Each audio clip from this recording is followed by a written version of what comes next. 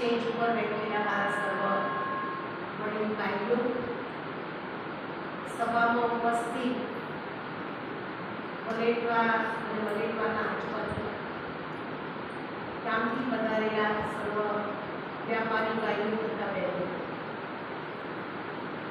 આપણે સૌ આજે વિશેષ પ્રભુ શરણની અંદર આપણા મનને સમૃદ્ધ બનાવવા માટે અને ધનની સમૃદ્ધિ માટે આપણે ભેગા થયા છે. આપણી સામે ફોટો છે પિતાશ્રી બ્રહ્મા સન 1937 ની અંદર એમના ઘરની અંદર પ્રભુ પિતા પરમાત્માની પધરામણી થઈ. એ પહેલા એ બહુ મોટા બિઝનેસમેન હતા, બહુ મોટા વેપારી હતા. નાના 11 વર્ષની ઉંમરે અનાજ કરિયાણાનો વેપાર કર્યો, પણ જલારામ બાપા જેવો વેચવાની જગ્યાએ શું કરતા હતા? વેચી દેતા હતા. પણ ધીમે ધીમે એમણે આ હીરા જવેરાતના ધંધાની અંદર પોતાનું જીવન ચલાવ્યું. તો એક મોટા કલકત્તાની અંદર બહુ મોટી હીરા જવેરાતની દુકાનો હતી. એમની દુકાન પર આવનાર બધા ભાઈ બહેનોને ખૂબ તૃપ્ત કરતા હતા, ખૂબ સંતુષ્ટ કરતા. તમે એક એક્ઝામ્પલ સંભળાવો. લંડનની રાણી એલિઝાબેથ એમની દુકાન પર આવી. એમની દુકાન પર કોઈ પણ વસ્તુ નવું બને એટલે બાળકોને પહેરાઈને બેસાડતા. તે વખતે 1937 પહેલાની વાત, મ્યુઝિક વાળું સંગીત વાળું બક્કલ બનાવ્યું અને એ બક્કલ આખું ડાયમંડ હતું અને એમની દીકરીને માથે પહેરાઈને દુકાનમાં બેસાડી અને રાણી તે વખતે દુકાન પર આવી. એને જોતાની સાથે મ્યુઝિક વાળું બક્કલ બહુ ગમ્યું. એટલે એમનું નામ તો પહેલા લકીરાજ બાપુ હતું. એટલે દાદા પૂછે અહીંયા જોઈએ છે દીકરીના માથે પહેરાઈને કાઢું કર્યું. એટલા પ્રમાણિક આત્મા, એટલા યુક્તિયુક્ત આત્મા એની દીકરીની પાસે લેવા માટે યુક્તિ કરી. बेटा तुम कल की बासी रोटी खाएगी? तो नहीं बाबा, हम तो बड़े घर के लोग हैं, हम बासी रोटी कैसे खाएंगे? तो कि बर्तन में बासी हो गया, कल बनाया तो बासी हो गया, उसको निकाल दो.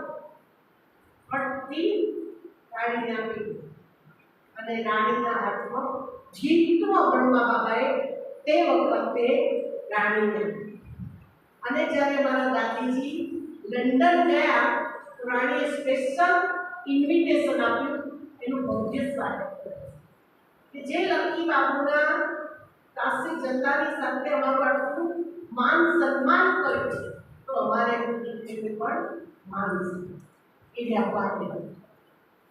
આપણે બધા પણ વ્યાપારી છીએ અને આપણો વ્યાપાર સમૃદ્ધ બને એના માટે ધનતેરસના દિવસે મા લક્ષ્મીની શું કરે છે? આપણે પૂજા કરીએ છીએ. કેટલી પ્રેમથી, કેટલી ભાવનાથી ચાંદીના સોનાના સિક્કાને ધોઈ કમ્પ્લીટ કરી એક સિક્કા ઉપર કુમકુમ લગાવી, ચોખા લગાવી, ફૂલ લગાવી અને માતાજીની શું કરે છે? આપણે આરાધના કરીએ છીએ, લક્ષ્મીજીનું આહ્વાન. અને દીપાવલીના દિવસે આપણે ચોપડા પૂજન કરીએ છીએ. ચોપડા પૂજનમાં સ્વસ્તિકા દોરે અને એક બાજુ લખીએ શુભ અને બીજી બાજુ લાભ. લખવા છે બધા જે આખા વર્ષનો તમારો શું છે? ચોપડો. અને એની પૂજા કરીએ છીએ, શુભ અને લાભ. આપણે બધા વ્યાપારીઓ ભેગા થયા છે. આપણી પ્રગતિ થાય, આપણે પ્રોફિટ થાય એમ જ આપણને હોવું જોઈએ. પણ એના માટે આપણે 3 વાતો ખાસ ધ્યાન રાખીશું કે આપણે આગળ પણ વધીશું અને નફો પણ થશે અને આપણા જીવનની અંદર સંતોષરૂપી ધન, દુઆરૂપી ધન અને વ્યક્તિના પુણ્યનું ધન પ્રાપ્ત થશે. પેલી વિનાશી કમાણી છે જે રોજ સાંજે તિજોરીમાં શું કરો છો? તમે મૂકી દો છો. પેલી દિલની તિજોરીમાં થશે દુઆઓનું ધન.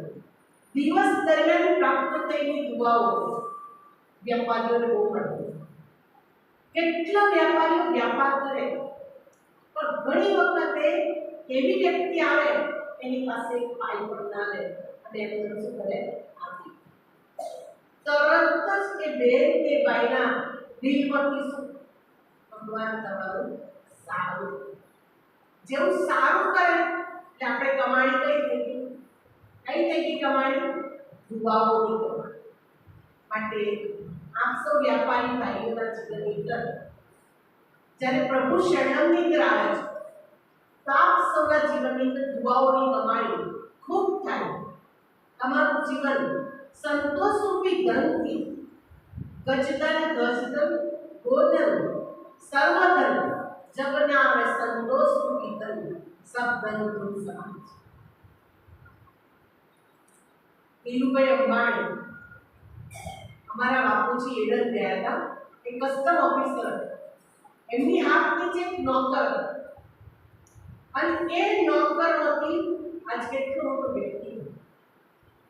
એટલે મારા બાપુજી કહ્યું તો નથી એ તો એડર ઉપર જ છોડ્યું, તમે કેટલા ઊંચી પોસ્ટ, પણ એડર એમણે એટલા માટે છોડ્યું કે ત્યાં ભારતીય કલ્ચર નથી, ભારતીય સંસ્કૃતિ નથી, તે વખત હું જન્મી પણ નથી, એ પહેલાની વાત છે.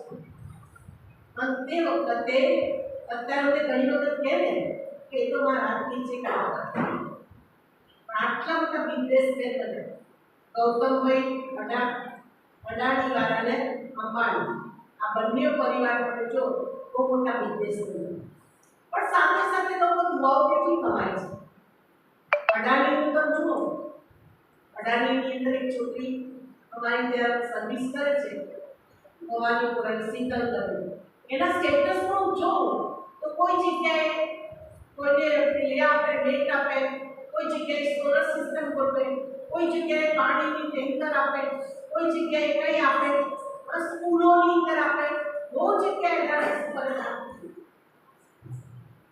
એટલે વિચારો કે એટલા મોટા લોકો એક વસ્તુ પર પહોંચ્યા ત્યારે કે એમનો લોકો શું કરે છે, દુઆ કરે.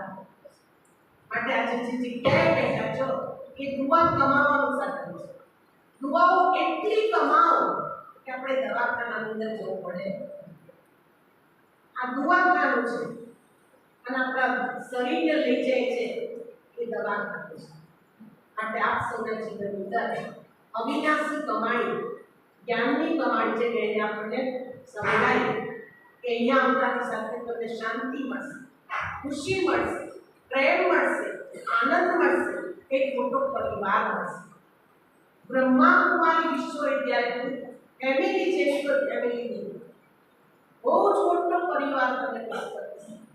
પરિવાર એટલો પ્રાપ્ત થશે કે પરિવારનો પ્યાર પ્રાપ્ત થશે. તમને એકલવાયું નહીં લાગે, અમારું તો આટલું મોટું ફેમિલી છે. આ ઈશ્વરીય પરિવાર પ્રાપ્ત થાય એવી શુભ ભાવનાને શુભકામના છે. આપના ઘરની અંદર બધા જ બાળકોને સુખ શાંતિ સમૃદ્ધિ પ્રાપ્ત થાય માટે રોજ રાતે અને રોજ સવારે જેવા તમે તમારા દુકાનની અંદર પગ મૂકો એની સાથે સટ્ટા ઊંચું કરીને પહેલા શું કરો છો? દુકાનને પગે લાગો, પછી અંદર જઈને શું કરો છો? દીવો અગરબત્તી કરો છો, અને જે મૂર્તિ મૂકે એને શું કરો છો? નમસ્કાર કરો. જે દુકાનની અંદર જતાની સાથે ભગવાનને કેટલા સરસ રીતના યાદ કરે છે. આજે ભગવાને બહુ સરસ વાત કે જબ भी थोड़ा भी टाइम मिले भगवान को याद. દુકાનમાં ગ્રાહક નથી આવતા ત્યાં સુધી આપણે ફ્રી છે અને એ ફ્રી સમયની અંદર આપણે અવિનાશી કમાણી ભગવાનને યાદ કરી લેવું, ભગવાનની યાદના ખાતાની અંદર આપણું જમા કરવું. એક ઘડી આધી કિસ્મત વધારે નહીં તો થોડો ટાઈમ આપણે ભગવાનને યાદ તો તમારી પાસે આવનાર કસ્ટમરને દુકાન નહીં લાગે પણ એક મંદિરમાં આવે છે, એક સરસ જગ્યા આવે છે એવા વાઇબ્રેશન કેમ કે તમે શાંતિની અગરબત્તી બન્યા છો, તમે આનંદની અગરબત્તી બન્યા છો, તમે પ્રેમની અગરબત્તી બન્યા છો અને તમે ભગવાનનું સ્મરણ કરો છો. એના વાઇબ્રેશન તમારા ભૂતકાળમાં એનો પ્રેક્ટિકલ અનુભવ સંભળાવો. લંડનમાં અમારા એક ભાઈની દુકાન છે. ભલે આટલો બરફ વધે પડશે એમની દુકાન, આટલા કોરોનાના લોકડાઉનમાં પણ એમની દુકાન ચાલુ છે. અમે ફોન કરીને પૂછીએ કે દુકાન કેવી ચાલે, કે બે બાબાની દુકાન છે, બાબા છે. ત્યાં ચોર લોકો આવે છે પણ ચોરી કરવાનું નાટક પણ. તો આપણી દુકાનના વાઇબ્રેશન, આપણી દુકાનની અંદર આપણી જોડે જે પેલો કામ કરે ને એને પણ એટલું દુઃખ લાગે, એ પણ આપણાથી ખુશ રહે. એને અમુક ટાઈમે આપણે જેમ નફો વધારે થયો હોય તો આપણી જોડે ભાગીદાર હોય તો આપીએ છીએ ને, આપણે એને પણ સાચવીએ ને તો એ વ્યક્તિ આપણાથી ક્યારેય નહીં બોલે, આપણી જોડે જ રહેશે. આપણે કહીશું જા બેટા તું ઘેર જા તો પણ ઘરે નહીં જાય, દુકાનનું બધું કામ કમ્પ્લીટ કરશે પછી. એટલે એક તો સંતોષ રાખવાનો, બીજું કે બધાની સાથે મધુરતા ભરો વ્યવહાર રાખવાનો, અને ત્રીજું આપણા જીવનની અંદર હંમેશા સાહસને લેજો. સાહસ સિદ્ધિને પ્રાપ્ત કરાવે છે. ક્યારે હારવા નહીં, તાકવા નહીં. આ ધંધાથી ના મળતું બીજો ધંધો, બીજો ધંધાથી ના મળતો ત્રીજો ધંધો. કોઈ ધંધો તો મારું ભાગ્ય દ્વાર ખોલશે ને, કોઈ મારું કિસ્મત તો ખોલશે ને. તો હંમેશા સાહસથી આપણને સિદ્ધિ પ્રાપ્ત થાય છે. માટે સાહસ સાથે હંમેશા જોડેલું. સાતસો વ્યાપારી ભાઈઓ બહેનોના જીવનની અંદર ભગવાન સુખ શાંતિ સમૃદ્ધિ પ્રાપ્ત કરાવે. ભગવાન હંમેશા વળી આપની સાથે ને સાથે રહે, આપની તિજોરી ભરપૂર રહે અને સૂક્ષ્મની અંદર તમારી મનની પણ સમૃદ્ધિ પ્રાપ્ત કરે. મન મજબૂત બની જાય, મન શક્તિશાળી બની જાય, મન પવિત્ર બની જાય. એવી શુભકામના શુભકામના. ઓમ ખૂબ ખૂબ આભાર.